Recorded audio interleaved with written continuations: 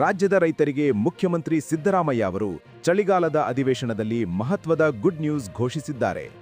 ಹಾಲು ಉತ್ಪಾದಕರಿಗೆ ನೀಡಲಾಗುತ್ತಿರುವ ಪ್ರೋತ್ಸಾಹಧನವನ್ನು ಹೆಚ್ಚಿಸಲಾಗುವುದು ಎಂದು ಸ್ಪಷ್ಟಪಡಿಸಿರುವ ಅವರು, ಸದ್ಯ ಪ್ರತಿ ಲೀಟರ್ ಹಾಲಿಗೆ ನೀಡುತ್ತಿರುವ 5 ರೂಪಾಯಿ ಪ್ರೋತ್ಸಾಹಧನವನ್ನು ಈ ಅವಧಿಯಲ್ಲಿ 7 ರೂಪಾಯಿಗೆ ಹೆಚ್ಚಿಸಲಾಗುತ್ತದೆ ಎಂದು ವಿಧಾನಸಭೆಯಲ್ಲಿ ಪ್ರಕಟಿಸಿದ್ದಾರೆ.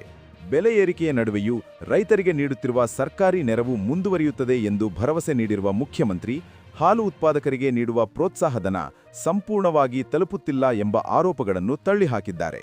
ಹಾಲು ಉತ್ಪಾದಕರಿಗೆ ಬಾಕಿ ಇರುವ ಪ್ರೋತ್ಸಾಹಧನ ಶೀಘ್ರದಲ್ಲೇ ಬಿಡುಗಡೆ ಮಾಡಲಾಗುವುದು ಎಂಬ ಭರವಸೆಯನ್ನು ಮುಖ್ಯಮಂತ್ರಿ ನೀಡಿದ್ದಾರೆ. ಹಾಲಿನ ದರ ಹೆಚ್ಚಳ ಮಾಡಿಲ್ಲ ಎಂಬ ಆರೋಪ ಸತ್ಯವಲ್ಲ ಎಂದು ಹೇಳಿರುವ ಅವರು, ತಮ್ಮ ಸರ್ಕಾರ ಅಧಿಕಾರಕ್ಕೆ ಬಂದ ಬಳಿಕ ರೈತರ ಹಾಲಿನ ದರವನ್ನು 2 ಬಾರಿ ಹೆಚ್ಚಿಸಲಾಗಿದೆ ಎಂದು ಸ್ಪಷ್ಟಪಡಿಸಿದರು. 2013-14ರಲ್ಲಿ ಕ್ಷೀರಧಾರೆ ಯೋಜನೆಯಡಿ ಪ್ರೋತ್ಸಾಹಧನವನ್ನು 3 ರೂಪಾಯಿಯಿಂದ 5 ರೂಪಾಯಿಗೆ ಹೆಚ್ಚಿಸಲಾಗಿತ್ತು ಮತ್ತು ಈಗ ಅದನ್ನು 7 ರೂಪಾಯಿಗೆ ಹೆಚ್ಚಿಸುವ ಭರವಸೆಯನ್ನು ಮತ್ತೆ ಪುನರುಚ್ಚರಿಸಿದರು.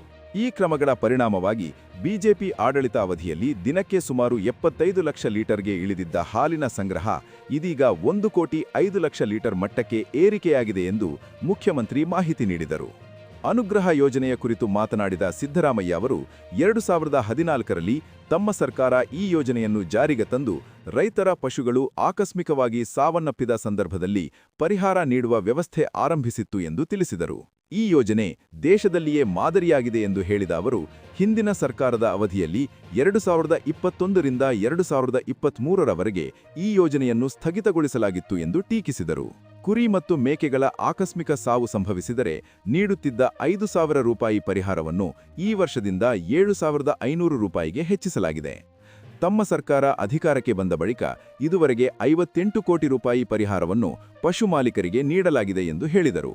ಅದೇ ರೀತಿ ಹಸು, ಎಮ್ಮೆ, ಎತ್ತು, ಹೋರಿ ಮತ್ತು ದೊಡ್ಡ ಜಾನುವಾರುಗಳ ಆಕಸ್ಮಿಕ ಸಾವಿಗೆ ನೀಡುತ್ತಿದ್ದ 10,000 ರೂಪಾಯಿ ಪರಿಹಾರವನ್ನು ಈ ವರ್ಷದಿಂದ 15,000 ರೂಪಾಯಿಗೆ ಹೆಚ್ಚಿಸಲಾಗಿದೆ. ಈ ಯೋಜನೆಯಡಿ ಇದುವರೆಗೆ 37 ಕೋಟಿ 41 ಲಕ್ಷ ರೂಪಾಯಿಗಳನ್ನು ರೈತರಿಗೆ ಪರಿಹಾರವಾಗಿ ಪಾವತಿಸಲಾಗಿದೆ ಎಂದು ಮುಖ್ಯಮಂತ್ರಿ ಸಿದ್ದರಾಮಯ್ಯ ವಿವರಿಸಿದರು. ಈ ಎಲ್ಲ ಕ್ರಮಗಳು ರಾಜ್ಯದ ರೈತರು ಮತ್ತು ಹಾಲು ಉತ್ಪಾದಕರ ಆರ್ಥಿಕ ಸ್ಥಿರತೆಗೆ ಸರ್ಕಾರ ನೀಡುತ್ತಿರುವ ಬದ್ಧತೆಯ ಸಾಕ್ಷಿಯಾಗಿದೆ ಎಂದು ಅವರು ಹೇಳಿದ್ದಾರೆ. ಈ ಮಾಹಿತಿ ನಿಮಗೆ ಉಪಯುಕ್ತವಾಗಿದೆ ಎಂದು ಅನಿಸಿದರೆ ವಿಡಿಯೋಗೆ ಲೈಕ್ ಮಾಡಿ ಹಾಗೂ ನಿಮ್ಮ ಅಭಿಪ್ರಾಯವನ್ನು ಕಾಮೆಂಟ್ನಲ್ಲಿ ತಿಳಿಸಿ. ಮತ್ತಷ್ಟು ಸರ್ಕಾರಿ ಹಾಗೂ ಆರ್ಥಿಕ ಮಾಹಿತಿಗಳಿಗಾಗಿ ನ್ಯೂಸ್ 4 ಕರ್ನಾಟಕ ಚಾನಲ್ ಅನ್ನು ಸಬ್ಸ್ಕ್ರೈಬ್ ಮಾಡಿ. ಧನ್ಯವಾದಗಳು.